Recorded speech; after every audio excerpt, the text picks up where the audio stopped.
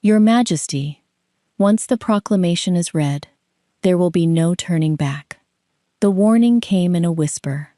Alpha King Cassian Blackthorn stood alone behind the towering silver doors of the Great Hall, his coronation cloak draped over his shoulders like a weight he could barely carry. Royal Chancellor Aldrich held the final treaty in trembling hands. The Eastern Dominion has signed every article except one. Cassian didn't look at him. I know. If you refuse to name Lady Vivian Wintercrest as Royal Luna, the alliance collapses. So does the peace. Silence stretched between them. Beyond the doors, music echoed through the palace as 15 kingdoms waited for their new Alpha King. Finally, Cassian asked the question he had been avoiding all morning. And if I refuse? The Chancellor lowered his eyes. The Eastern Emperor withdraws his armies from the border. The neighboring kingdoms will follow. The war begins again. Thousands would die. Entire villages would burn once more. Cassian slowly closed his eyes. I understand. The Chancellor hesitated. And Lady Celeste? For the first time, pain crossed the king's face. She has always put the kingdom first. I pray. His voice almost disappeared. She'll do it one last time. The moonlight coronation ball glittered with impossible splendor. Crystal chandeliers illuminated the great hall. Musicians filled the air with triumphant melodies. Kings, queens, ambassadors, generals, and nobles from 15 kingdoms stood beneath banners representing every allied nation. At the center of it all stood two women, Lady Vivian Wintercrest, Princess of the mighty Eastern Dominion, and beside the throne, Luna Celeste Ashbourne. For 9 years, Celeste had stood at Cassian's side. She had negotiated peace between rival pacts when seasoned diplomats failed. She rebuilt villages after devastating floods. She personally founded orphan homes throughout the kingdom, refusing to let a single wolf pup grow up without shelter. Every winter, she quietly paid for food and firewood for families too proud to ask for help.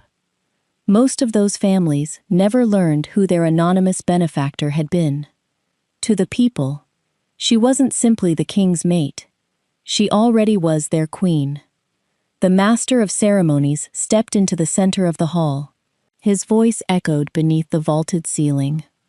By decree of the Royal Council, the newly crowned Alpha King shall now announce the Royal Luna, who will stand beside him as guardian of the kingdom.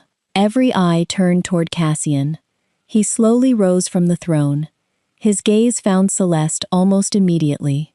She smiled at him, the same gentle smile she had worn on the day they first planted roses together in the palace gardens. The same smile that had welcomed frightened orphan children into her arms. The same smile that had steadied him before every difficult decision.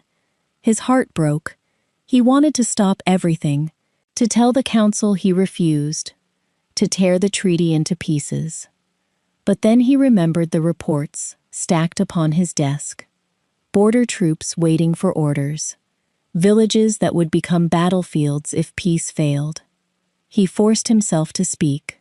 For the future of our kingdom, his voice echoed through the silent hall. I accept the terms of the Continental Treaty. A murmur swept through the gathered rulers. The master of ceremonies unrolled the royal proclamation.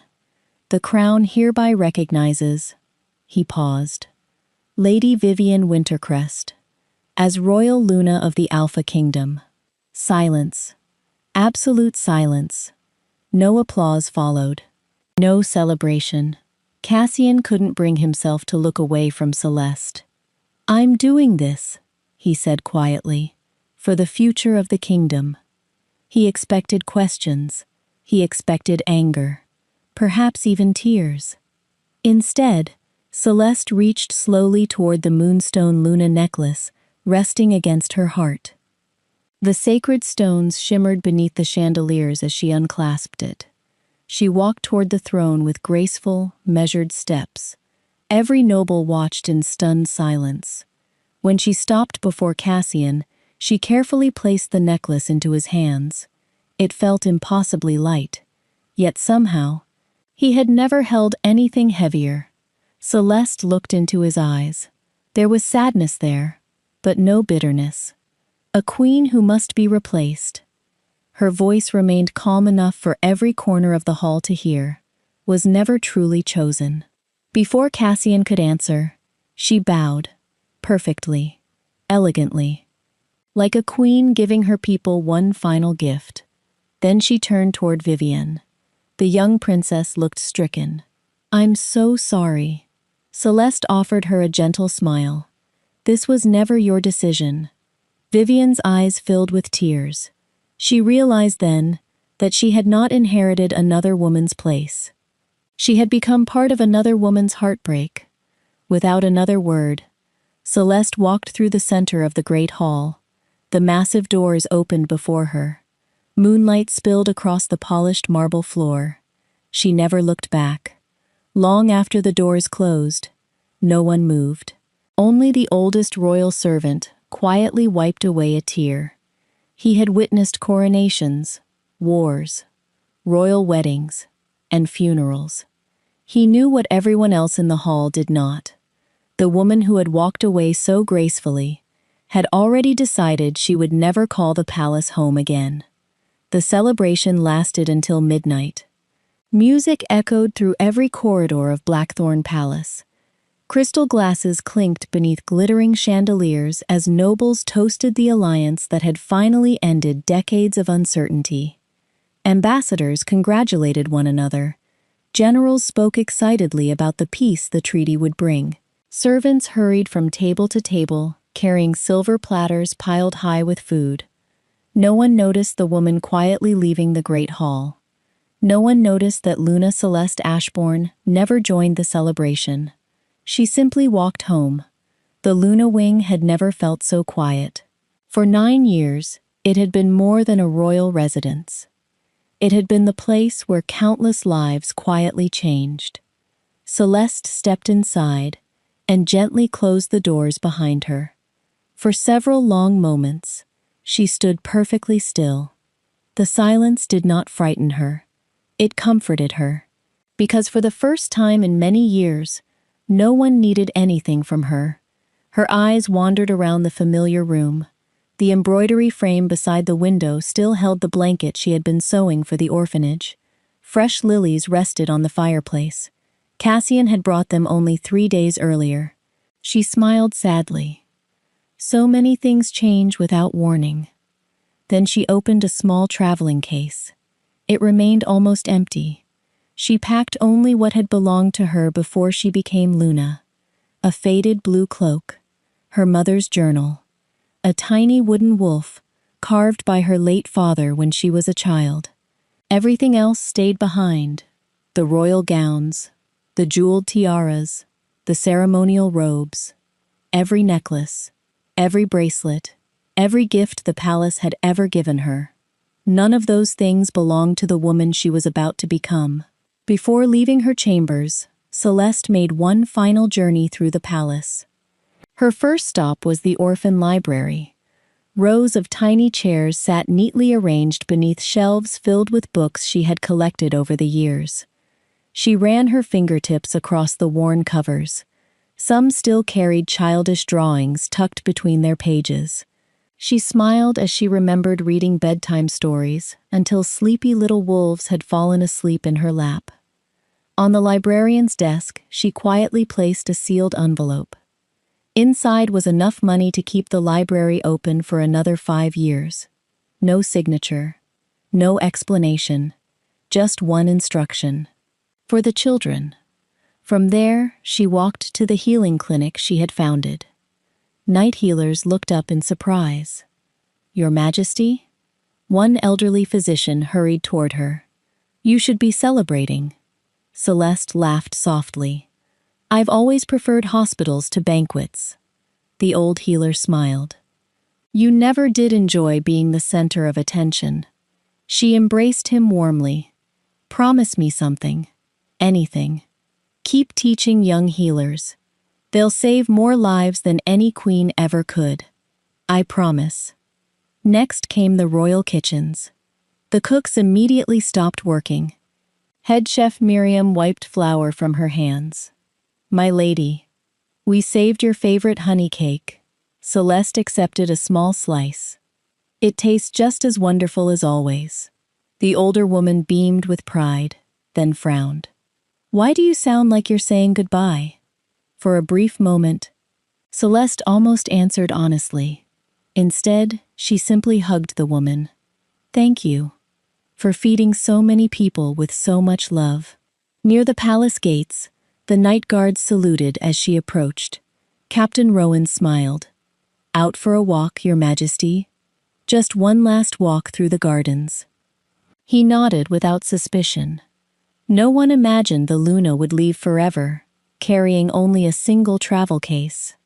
She paused beneath the rose arbor she and Cassian had planted during their first spring together. Most of the bushes had grown tall enough to cover the stone archway. She gently touched one blooming white rose. We tried, she whispered, and perhaps that was enough. Returning briefly to the Luna wing, she sat at her writing desk. A single sheet of parchment waited before her.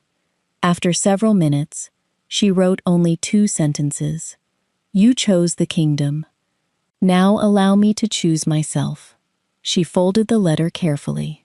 Beside it, she placed the royal seal, her wedding bracelet, and the palace keys. Nothing else. Just before dawn, while the palace still slept, Celeste quietly crossed the eastern bridge leading beyond the castle walls. The mist rising from the river concealed her until even her footsteps disappeared. By sunrise, the Luna wing stood exactly as she had left it. Everything remained in its proper place. Everything, except its heart. When Cassian entered later that morning, he found the letter waiting on her desk. He read it once, then again. His face turned pale. Seal every border. His command echoed through the palace. Search every road, every harbor, every mountain pass. Hundreds of soldiers rode out before noon. Weeks passed, then months. Not a single witness could explain how Celeste Ashbourne had vanished. It was as though the woman who had spent nearly a decade quietly holding the kingdom together had simply stepped into the dawn and allowed the world to forget where she had gone. At first, Cassian believed Celeste would return. She always needed time after difficult moments. Whenever grief weighed heavily upon her, she found comfort in quiet places.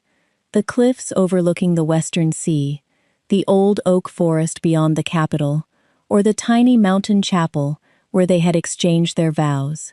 He convinced himself this was no different. Give her a few weeks, he told the royal council. When the pain eases, she'll come home. No one argued. They wanted to believe it too. The weeks became months. The months became a year. No letter arrived. No traveler reported seeing her. Every search party returned with the same answer. Nothing. Cassian continued fulfilling his duties as king. To preserve the treaty that had ended decades of conflict, he married Lady Vivian Wintercrest in a quiet royal ceremony. There were no grand celebrations, no fireworks. Even Vivian requested a modest service. This marriage belongs to peace, she told Cassian beforehand. It shouldn't be celebrated at another woman's expense. Cassian appreciated her kindness. Yet kindness could not erase absence. Vivian never asked to move into the Luna wing. Instead, she chose a smaller residence overlooking the eastern gardens. She quietly ordered that Celeste's former chambers remain untouched. If she ever wishes to return, Vivian said softly, they should still feel like home. Cassian never answered, because deep inside, he already feared she never would. During the second year of his reign, strange problems began appearing. At first, they seemed unrelated. A northern orphanage requested emergency funding after its anonymous sponsor disappeared. Cassian approved the funds immediately. Then, 3 rural clinics closed because medical supplies stopped arriving. The treasury covered the shortage. Weeks later, merchants complained that several trade agreements with neighboring pacts had quietly expired. Those negotiations had to be restarted from the beginning. Soon afterward, severe drought struck 2 farming provinces. Normally, emergency grain reserves would have stabilized food prices. Instead, the royal granaries were nearly empty. Food prices doubled. Panic spread through the countryside. Every week brought another unexpected crisis. Every solution required more money than the treasury had planned. During one particularly exhausting council meeting, Cassian pushed away another stack of reports. How? His voice echoed through the chamber. How did all of these failures happen at once? The ministers exchanged uncertain glances. No one answered. Finally, Royal Chancellor Aldrich stood. "If your Majesty will permit, I believe I know." The following morning, he entered the king's private study, carrying 12 heavy ledgers bound in faded blue leather. They belonged to Lady Celeste. Cassian frowned. "I've seen those before."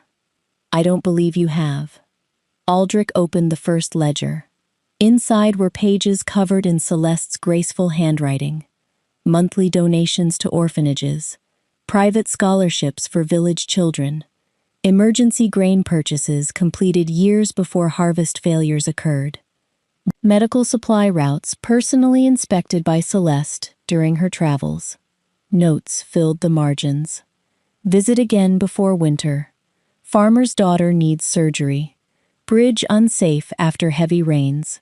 Increase flour reserves in Northwatch.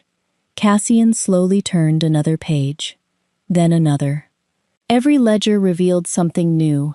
She had secretly financed village schools using her inheritance, paid widows' pensions from her personal accounts, settled disputes between rival pacts before they reached the royal council, organized relief caravans after floods and fires, negotiated trade agreements that had never officially carried her name. Even the kingdom's emergency food reserves had been her idea. She had replenished them every harvest without seeking recognition. "None of this reached my council," Cassian whispered. "It wasn't supposed to." Aldrich closed another ledger. Lady Celeste believed that if kindness required applause, it wasn't truly kindness. Silence settled over the study. Cassian looked around the room they had once shared. He remembered evenings when Celeste stayed awake long after midnight, insisting she still had correspondence to finish. He had assumed she was writing invitations, thank you letters, routine palace documents. Instead, she had been quietly holding together an entire kingdom, and he had never even asked what she was working on. The realization struck harder than any battlefield wound. "I thought I was losing a Luna." His voice barely rose above a whisper. "I never realized. I was losing the woman holding my kingdom together." 7 years passed. The kingdom endured, but it never again possessed the quiet strength it once had. Then, across the Western Sea, merchants began telling remarkable stories. Of a nation where no child went hungry, where refugees found homes instead of borders, where scholars, healers, and traders from every land worked side by side. They called it the Free Dominion, and no one had ever seen the remarkable woman who had built it. At first, Cassian dismissed the stories. Every generation produced rumors about some distant paradise where poverty did not exist and justice never failed. Most turned out to be exaggerated. Some were outright lies. The Free Dominion is probably another wealthy trading port with clever merchants, one minister remarked during a council meeting. "They're simply good at advertising." Several nobles laughed. Cassian didn't. The reports arriving from neighboring kingdoms were unusually consistent. Merchant captains who had never met one another described the same orderly harbors. Traveling physicians praised identical hospitals. Scholars returned speaking about libraries where knowledge was shared freely instead of sold to the highest bidder. Even refugees told remarkably similar stories. No one asks who you used to be. They only ask how they can help you begin again. The words stayed with Cassian. For reasons he couldn't explain, they reminded him of Celeste. Months later, an official invitation arrived. The Continental Council would convene in the Free Dominion for the first time in history. Every ruler had accepted. Refusing would isolate his kingdom politically. Cassian crossed the Western Sea with a delegation of advisors, diplomats, and merchants. The voyage lasted 12 days. As their flagship rounded the final cliff at sunrise, the capital of the Free Dominion came into view. The sight stole everyone's breath. Its harbor stretched farther than the eye could see. Ships from dozens of nations rested peacefully side by side, beneath banners of every color imaginable. There were no separate docks for rich kingdoms and poor ones. Every vessel received the same welcome. Along the waterfront, warehouses stood beside schools, hospitals, and public gardens. Children laughed openly in streets filled with traders from distant lands. No soldiers shouted orders.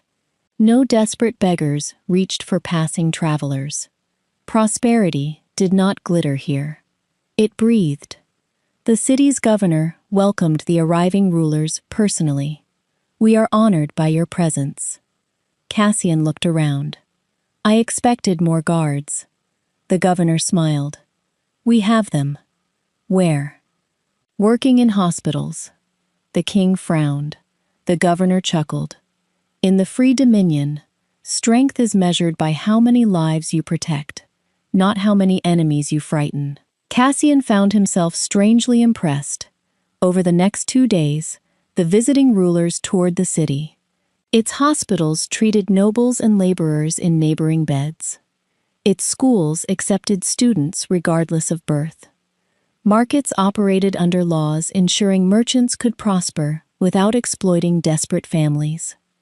Every evening, the city square hosted free public meals where no one ate alone unless they wished to. The chancellor whispered during one visit, "This place shouldn't exist." Cassian quietly agreed. It was as though someone had taken every quiet kindness Celeste once practiced inside one kingdom and built an entire nation upon those principles. Yet one mystery remained. No one had met the founder. Whenever visiting rulers asked, citizens simply smiled. "Our Lady will greet everyone during tomorrow's council." No title, no elaborate description, just "Our Lady." The following morning, the Continental Council assembled inside the grand hall overlooking the sea. Unlike other royal chambers, this one held no elevated throne. Every nation's seat formed part of a great circle. No ruler sat above another. Cassian noticed the symbolism immediately. No one here governed from higher ground. The bronze doors remained closed while delegates settled into their places. Then, the council bell rang once. Silence filled the chamber. The enormous doors slowly opened. A woman entered wearing flowing white robes trimmed with silver embroidery. Across her shoulders rested a simple imperial mantle. There was no jeweled crown, no scepter, no royal display of wealth. She needed none. The confidence with which she walked commanded greater respect than any throne. One by one, the assembled merchants rose, then ambassadors, then kings. Finally, Cassian stood. His heart pounded so violently, he barely heard the announcement. Founder of the Free Dominion. Protector of the Western Territories. Lady Celeste Ashbourne. Time stopped. 7 years disappeared in a single heartbeat. She looked older, wiser, more peaceful than he remembered. The sadness he had carried since the night she left was nowhere to be found in her eyes. Instead, she carried quiet certainty, the certainty of a woman who no longer needed someone else's choice to define her worth. Celeste welcomed the gathering with a warm smile. We thank every kingdom for accepting our invitation. Our hope is simple, that cooperation accomplishes what conquest never can. Applause filled the chamber. Cassian barely heard it. He realized something that shattered the last illusion he had carried for 7 years. He had believed losing Celeste meant losing his queen. He was wrong. The woman standing before him no longer needed a kingdom. She had built something far greater, a nation people crossed oceans to join. Not because they were ruled, but because they were valued. And for the first time, Cassian understood there was no throne left in the world he could ever offer her. The Continental Council concluded just before sunset. Delegates drifted from the Grand Hall in small groups, discussing trade routes, agricultural exchanges, and new medical partnerships. Cassian heard almost none of it. His eyes remained fixed on the woman standing at the far end of the harbor. Celeste, 7 years. He had imagined this meeting every day since she disappeared. Sometimes she forgave him. Sometimes she turned away. Sometimes she never looked at him at all. Reality was gentler than every version he had imagined. She wasn't angry. She wasn't waiting. She simply looked, at peace. That evening, Cassian sent a formal request for a private audience. He fully expected it to be declined. Instead, a messenger returned with a simple reply. Tomorrow, at sunrise. The Western Lighthouse. The lighthouse stood on a cliff overlooking the endless sea. Long before dawn, Cassian arrived. The waves crashed softly against the rocks below, while gulls circled overhead. For the first time in years, he found himself nervous, not because he feared rejection, because he no longer knew the woman he was about to meet. Footsteps approached behind him. He turned. Celeste wore the same white mantle she had worn during the council, though without the ceremonial silver clasp. Her hair moved gently in the morning breeze. She smiled politely. You still wake before sunrise. He couldn't help smiling. You remembered. I remember many things. For a moment, neither of them spoke. The silence felt unfamiliar, not uncomfortable, simply honest. Cassian finally broke it. I've imagined this conversation for 7 years. I know. You do? She nodded. I imagined it too. His heart tightened. I made the greatest mistake of my life. You did. She didn't say it cruelly. She said it with the quiet certainty of someone describing yesterday's weather. I've wanted to apologize every day since you left. I know. I still love you. The words escaped before he could stop them. The wind carried them toward the sea. Celeste turned to watch ships entering the harbor. Flags from dozens of kingdoms fluttered above their masts. I believe you. Hope flickered inside him. So, she looked back at him.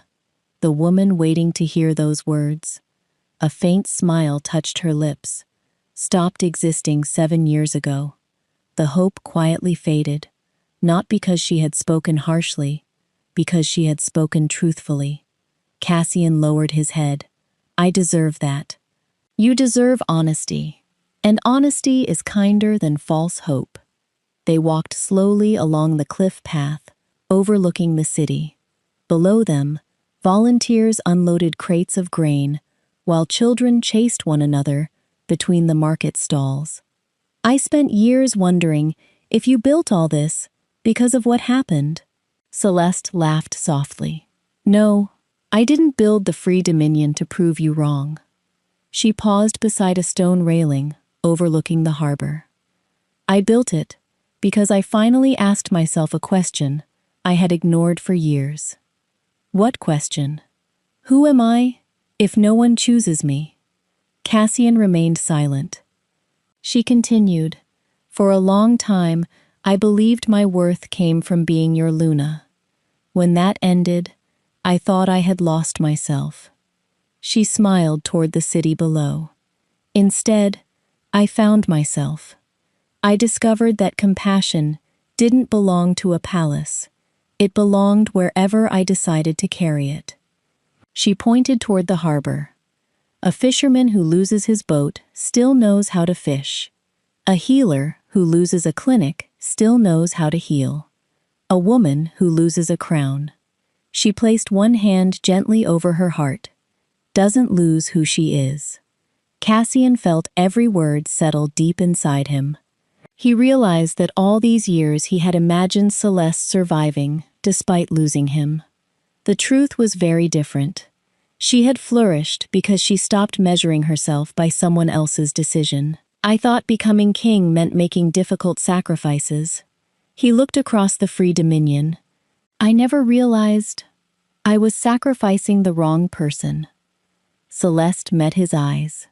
You weren't choosing between me and the kingdom. You were choosing between fear and trust. He understood immediately. The council had feared another war. She had trusted they could find another path. Fear had won. I can't change what I did. No. But you can change what you do next. The bells of the harbor rang in the distance as another ship entered port. Cassian looked at the thriving city below. For the first time in 7 years, he understood he had not crossed the sea to reclaim the woman he loved. He had crossed it to learn from the woman who no longer needed anyone's permission to become extraordinary. And somehow, that lesson was far more valuable than the second chance he had once prayed for. Cassian returned home alone. For the first time in 7 years, the silence aboard his ship no longer felt empty. It felt instructive. He spent most of the voyage standing at the bow, watching the horizon disappear behind him. Somewhere beyond that endless stretch of water stood the free dominion. Not the empire he wished he possessed, but the one he wished he had understood much sooner. His advisors expected him to speak constantly about trade agreements and diplomatic victories. Instead, he filled page after page in a leather journal, not with military plans, not with economic strategies, with questions. Why did our orphanages begin failing only after Celeste left? Why did village councils lose their voice? What responsibilities did I never notice because she quietly carried them? By the time the capital came into view, the journal was nearly full. Cassian stepped onto the palace docks with only one certainty. He could not change the past, but he refused to let the future resemble it. The very next morning, he summoned the royal council. Every minister expected another discussion about foreign policy. Instead, Cassian placed Celeste's old blue ledgers in the center of the council table. You've all seen these before. The ministers nodded cautiously. I've read every page. He looked around the room. So now, we're finally going to finish the work she started. The chancellor frowned. Your Majesty? Cassian opened the first ledger. For years, my kingdom depended on one woman quietly solving problems no one else even noticed. That ends today. Silence filled the chamber. No one interrupted. The reforms began immediately.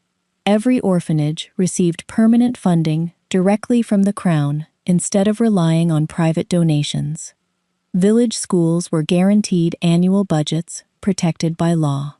Emergency grain reserves became mandatory in every province. No governor could sell them for political advantage. Public hospitals doubled in size. Healers from poor families received royal scholarships. Young women were admitted to the Royal Academy of Diplomacy for the first time in the kingdom's history. When several older nobles protested, Cassian simply asked, "Who negotiated our most successful peace agreements for nearly a decade?" No one answered. He answered for them. Celeste. And she never once needed permission to be brilliant. The objections disappeared. His greatest reform came 6 months later. A new law abolished the royal council's authority to sacrifice an individual for political convenience. Future treaties required independent review by representatives from villages, trade guilds, healers, scholars, and military leaders before receiving royal approval. One elderly minister objected. "This will slow every negotiation." Cassian nodded. "It should. A decision affecting thousands should never be made in a single afternoon." He paused. "I learned that lesson the hardest way possible." The law passed unanimously. News of the reforms spread across neighboring kingdoms. Some rulers dismissed them as idealistic. Others quietly copied them. Trade improved. Village councils reported higher harvests. Infant mortality declined after rural clinics received consistent funding. For the first time since Celeste's departure, hope returned to the kingdom, not because she had come home, because the king had finally begun listening to the lessons she had left behind. Years later, during a public ceremony celebrating the opening of the kingdom's largest children's hospital, a young reporter asked the question everyone had wondered. "Your Majesty, what inspired all these reforms?" The crowd fell silent. Most expected him to praise his ministers or the royal council. Instead, Cassian smiled. He looked toward the western sea, where the free dominion lay beyond the horizon. "I learned them," he said quietly. "From the queen I failed to keep." The crowd remained silent, not from discomfort, from respect. He continued, "I once believed leadership meant making impossible choices. I was wrong. Leadership begins long before the difficult decision. It begins by creating a kingdom where those impossible choices never become necessary." His words spread far beyond his own borders. Students studied them. Young rulers repeated them. Even neighboring kingdoms began restructuring their own governments. 5 years after the Continental Council, a letter bearing the silver seal of the Free Dominion arrived at the palace. Cassian opened it carefully. Inside rested an invitation. The Free Dominion proposed the largest peace and trade partnership the continent had ever attempted. At the bottom appeared a familiar signature: Celeste Ashbourne, founder of the Free Dominion. For the first time since they met again, Cassian smiled without regret. The woman he loved had not invited him because of the past. She had invited him because they finally stood on equal ground. As rulers, as partners, and as two people who had each chosen to build a better future from the lessons of an unforgettable goodbye. The harbor of the Free Dominion had never welcomed so many ships. Royal banners fluttered beside merchant flags from every corner of the continent. Delegations arrived from kingdoms that had once refused to speak to one another. Former rivals now anchored side by side without fear. The gathering would become the largest diplomatic summit in recorded history. Not because another war threatened the continent, but because, for the first time, peace itself was being expanded. At the center of it all stood two names: Alpha King Cassian Blackthorn, founder Celeste Ashbourne. Years earlier, they had stood in the same palace, separated by duty and heartbreak. Now, they stood on the same shore, united by purpose. The grand maritime hall overlooked the sea. Unlike traditional royal courts, there was no throne, only a circular table, crafted from 12 different kinds of wood, each donated by a different kingdom. No seat stood above another. As representatives settled into place, murmurs filled the room. Many younger rulers had never witnessed Cassian and Celeste together. They knew only the stories. The king who had lost the woman he loved. The woman who built an empire beyond his reach. When the council bell rang, silence spread through the chamber. Celeste entered first. She wore her familiar white mantle trimmed with silver. Simple, elegant, unmistakably her. Moments later, Cassian entered from the opposite side. Their eyes met. Both smiled. not with longing, with mutual respect. The negotiations lasted 3 days. Trade tariffs were lowered. Medical knowledge was shared freely across borders. Emergency grain reserves became available to every participating nation during times of famine. Scholarship programs allowed young physicians, engineers, and teachers to study wherever their talents could flourish. No kingdom would own the knowledge. Everyone would benefit from it. During one discussion, an impatient duke asked, "Founder Ashbourne, why offer these resources so freely? You've built the strongest nation on the continent. Wouldn't it be wiser to keep that advantage?" Celeste answered without hesitation, "A kingdom surrounded by suffering is never truly secure.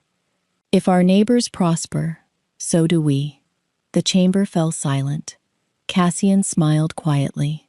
Years ago, she had spoken with that same calm certainty inside his palace. He simply hadn't understood the value of her words. Now, the entire continent listened. On the final afternoon, the treaty lay ready upon the great oak table. The document contained years of planning. It established the Continental Partnership Accord. No member nation could use hunger, medicine, or education as political weapons against another. Humanitarian aid would cross borders regardless of military alliances.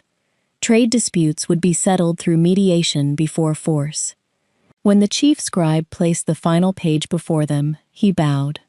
"It awaits your signatures." Cassian signed first. His name flowed confidently across the parchment. Then he handed the quill to Celeste. She signed beneath him. The chamber erupted into applause. Not because two rulers had reached an agreement, because an entire continent had chosen cooperation over conquest. As the celebration began, Cassian turned toward Celeste. "There was a time I believed the strongest alliance required marriage." She laughed softly. "And now? I know it requires trust." She nodded. "And trust cannot be negotiated. It has to be earned." He extended his hand. "As equals?" She looked at it for a brief moment before placing her own hand in his. "As equals." Photographers captured the moment. Historians would later describe it as one of the most important handshakes in continental history. Not because former lovers reconciled, because two leaders proved that respect could outlast regret. That evening, fireworks illuminated the harbor. Children from every kingdom played together along the waterfront. Merchants celebrated record-breaking trade agreements. Musicians filled the streets with songs in a dozen different languages. Standing on a balcony overlooking the sea, Cassian spoke quietly. "I used to think losing you was the greatest tragedy of my life." Celeste looked toward the countless lights reflecting across the water. "And now?" He smiled. "I think the greater tragedy would have been if the world had never met the woman you became." She didn't answer immediately. Instead, she watched a group of young apprentices laughing as they unloaded books destined for schools across the continent. Finally, she said, "Then perhaps we both found what we were meant to build." Below them, ships departed, carrying more than cargo. They carried hope, knowledge, partnership, and the promise that future generations might inherit a world where cooperation mattered more than conquest. Neither Cassian nor Celeste belonged to the other anymore. Yet together, they had given the continent something infinitely greater than the love they had once lost. They had given it peace. 10 years after the Continental Partnership Accord, the maps of the continent looked different, not because borders had changed, because lives had. The Free Dominion had become more than a nation. It had become an idea. Wherever famine struck, ships bearing its white banners arrived first. When earthquakes destroyed villages, engineers trained in the Dominion rebuilt homes without asking which kingdom they belonged to.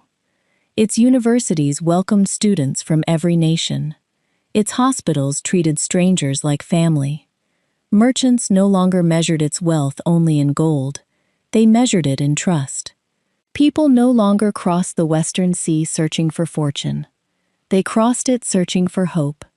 Young rulers from across the continent now completed part of their education in the free dominion. Before inheriting a throne, they spent one full season working among ordinary citizens. Some helped harvest wheat. Others volunteered in hospitals or taught children to read. Princes washed dishes beside fishermen. Princesses planted vegetables beside widows. Every future ruler learned the same lesson. Leadership was not inherited, it was practiced. One spring morning, a group of young heirs arrived at the Imperial Council Hall. Their guide stopped before a towering white marble monument standing in the center of the courtyard. "It is customary to begin here," she explained. The students looked up. Carved into the stone were two simple sentences chosen by Celeste herself. "Never build your future around the fear of being left behind. Build it around becoming someone no loss can destroy." The words lingered in the quiet air. One young prince frowned thoughtfully. "Who wrote this?" An elderly instructor smiled. "The woman who built this nation." Later that afternoon, the students toured the city. They expected to find the founder inside an elaborate palace. Instead, they found Celeste kneeling beside a flower bed outside a neighborhood school, helping children plant young olive trees. Her white mantle rested neatly on a nearby bench. Her hands were covered in soil. A little girl looked up. "Lady Celeste, will these trees really grow bigger than us?" Celeste laughed. "They'll grow taller than every one of us. Even you? Especially me." The children giggled. The visiting princes stared in disbelief. One whispered, "She could have servants doing that." The instructor overheard, "She does." The prince looked around, confused. "I don't see any." "You do." The instructor pointed toward the volunteers, laughing with the children. "In the free dominion, everyone serves. No one serves beneath another." Among the day's visitors stood Cassian. His hair had begun turning silver. The lines on his face spoke of years spent carrying both responsibility and regret. Yet there was peace in him now, the kind that came from accepting a truth instead of fighting it. Young rulers quickly recognized him. One prince approached cautiously. "Your Majesty, is it true you once loved the founder?" Cassian smiled. "I still do." The boy blinked. "But she didn't come back." "No. Doesn't that hurt?" Cassian looked toward Celeste as she patiently tied protective ribbons around the young trees. "It used to. And now? Now I'm simply grateful." The prince seemed puzzled. For what? For the fact that the world gained someone extraordinary. If she had remained only my queen. He smiled gently. Millions might never have known her. The young prince lowered his head thoughtfully. It was not the answer he expected. It was the answer he would remember. That evening, rulers from every allied nation gathered inside the Imperial Council Hall. No throne dominated the room. No crown rested upon the central table. Only maps, books, medical journals, engineering plans, everything that improved lives. As the annual summit concluded, delegates filed toward the exit. Each paused before the marble monument. No one hurried past it. No one ignored its message. Cassian stopped there longer than most. He traced the carved words lightly with his fingertips. Years ago, he had believed losing Celeste meant losing his future. Standing there now, he finally understood. The greatest gift she had ever given him wasn't her love. It was the example she left behind. An example that transformed his kingdom, inspired an entire continent, and built an empire no army could conquer. An empire founded not upon fear, but upon compassion, Few people remembered the political treaty that had once dominated every royal conversation. The alliance that had seemed so important eventually became just another chapter in history books. Borders shifted, kings grew old, new rulers inherited ancient thrones. But one story refused to fade. Children across the continent learned it before they memorized the names of famous battles. Not because it was a tale of heartbreak, because it became a lesson in leadership. Every year, newly crowned rulers made the same journey across the Western Sea. Their destination was never a palace.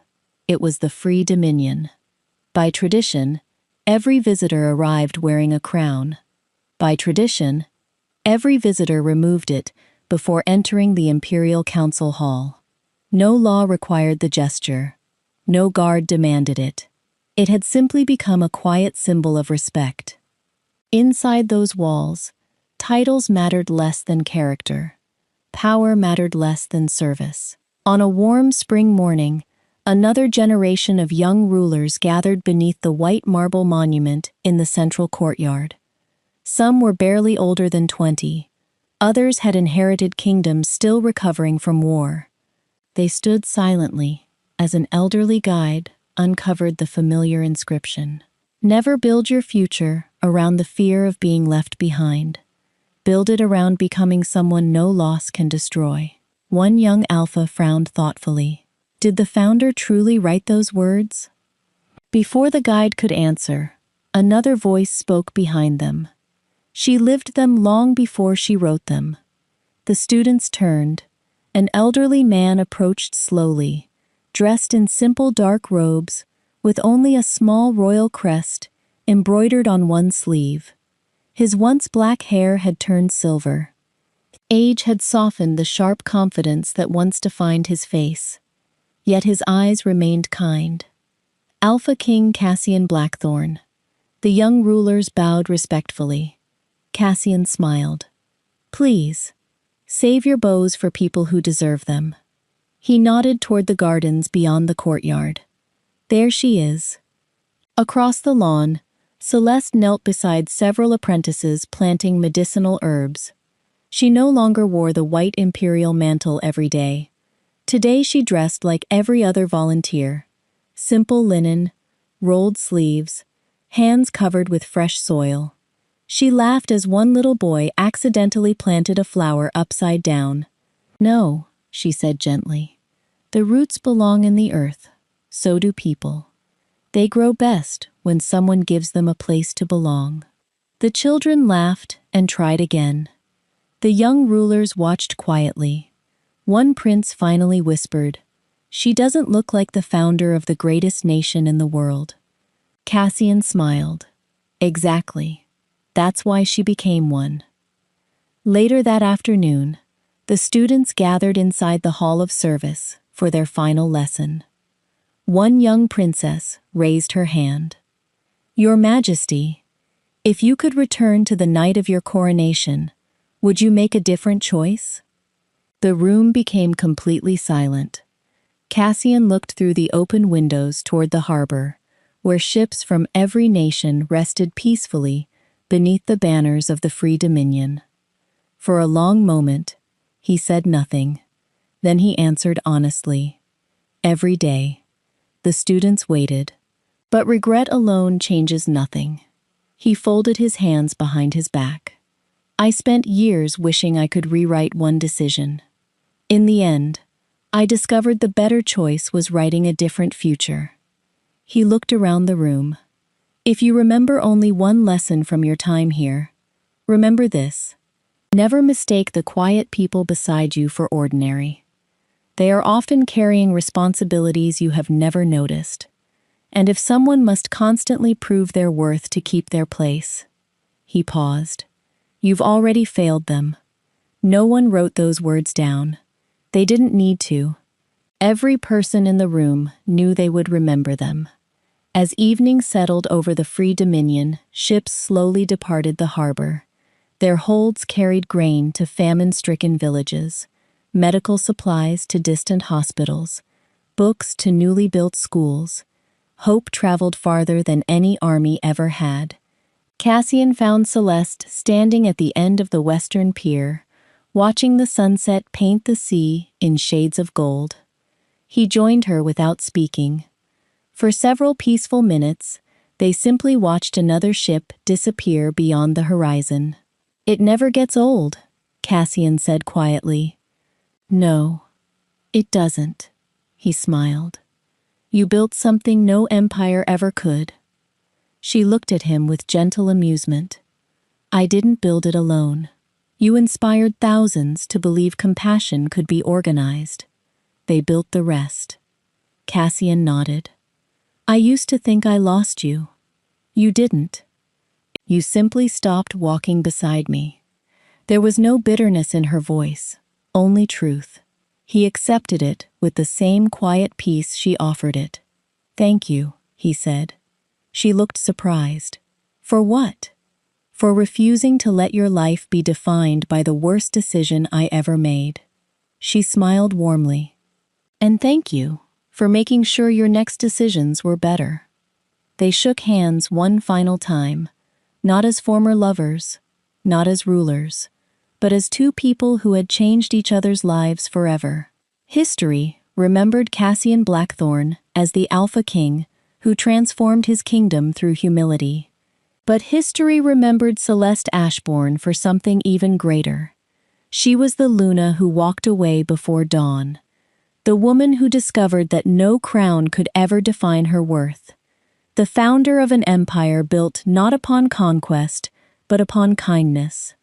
And generations later, whenever young rulers crossed the sea to learn the meaning of true leadership, they discovered the greatest lesson waiting for them was not written upon a monument. It lived in the extraordinary life of the woman who proved that the strongest throne is the one you build within yourself.